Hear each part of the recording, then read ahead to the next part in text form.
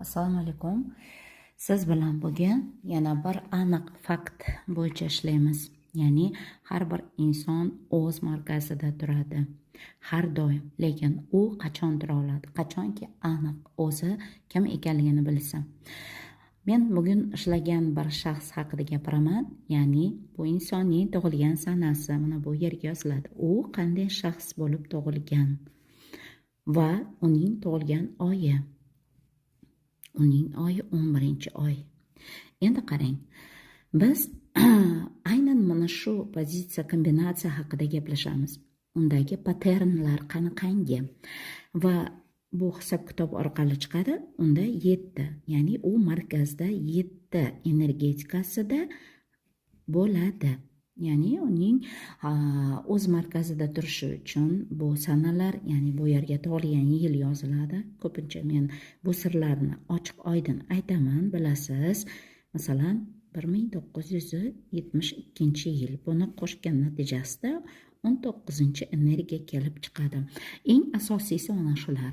Bundan tashqari bularni qo'shganimizda karmik son kelib chiqadi. Keling sirni ochaman va bu insonniki 8 va bularni hammasini qo'shgan paytingizda aynan 7, ya'ni markaz kelib chiqadi. Siz bu yerda bu energetikani minus va plyus holatlarini bilib bunga qarab turib siz har doim o'zingizni markazda ushlab tura olasiz, chunki sizga bu kuch berilgan. Endi esa eng asosiy kombinatsiyaga o'taman.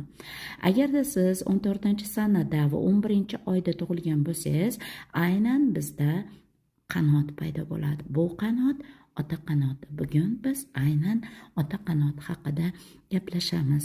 14 ni 11 ga qo'shganimizda 25 bo'ladi. 25 ni qo'shganimizda 7 bo'ladi. Bu yerda ota tomonidan berilgan kuch minus va plyus tomonlari. Va bu yerda ham markazda turish.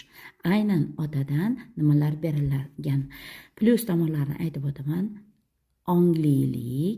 Onglilik, ya'ni anglash kuchli, analiz kuchli, ilm kuchli va haqiqatdan ham g'oliblik kuchli.